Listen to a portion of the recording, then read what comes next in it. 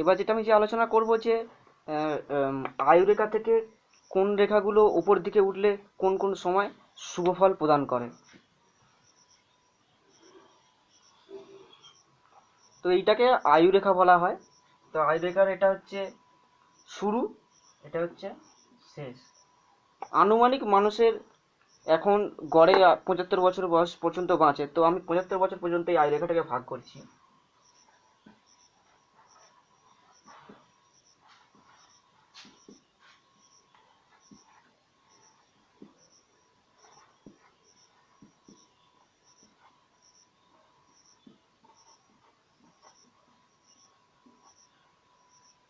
5, 10, 15, 20, 25, 30, 35, 40, 45, 50, 55, 60, 65, 70,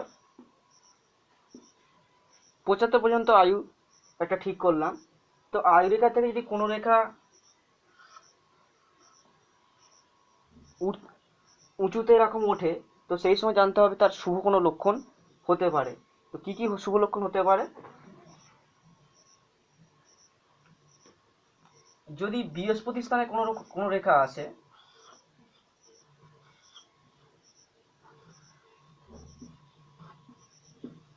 এটা হচ্ছে বৃহস্পতি স্থান।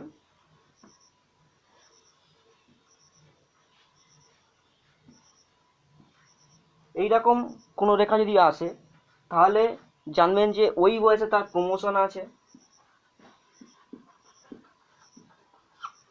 চাকুরি ক্ষেত্রে প্রমোশন আছে। যারা স্কুল কলেজের স্টুডেন্ট, যারা পড়াশোনা করে, তাদের এই সময় খুব রেজাল্টটা গুড হবে।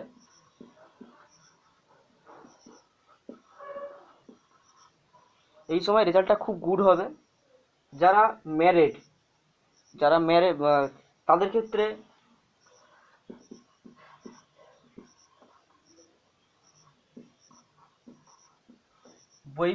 বৈবাহিক জীবনে সন্তান প্রাপ্তি হবে।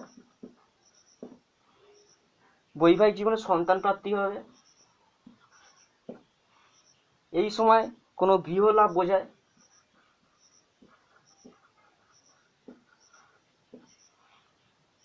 এই সময় কোনো তার বিবাহ, যারা হচ্ছে কম বয়সে, তো বিবাহের আগে তার বিবাহের সময় নির্ধারণ করা, এই সময় যে এই সময় তার কোনো বিবাহ হওয়ার সম্ভাবনা আছে, বা তার জীবনে কোনো শুভ কোনো ঘটনার সম্ভাবনা আছে।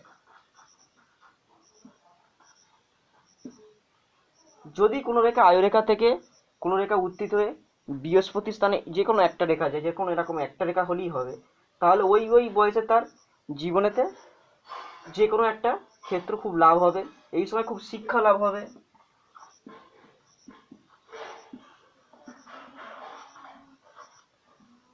এবং ভালো যদি কোনো পলিটিশিয়ান হয় বা যারা চাকরি বাকরি করে, তাদের ক্ষেত্রে খুব পদোন্নতি হবে।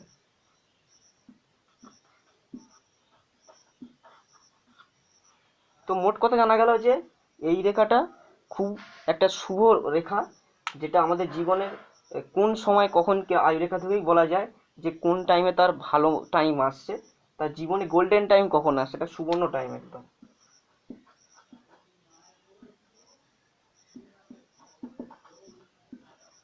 গোল্ড টাইম, জীবনের খুব সুবর্ণ সময়। এরপরে আসছি আবার অন্য কিছু বিষয়বস্তু নিয়ে।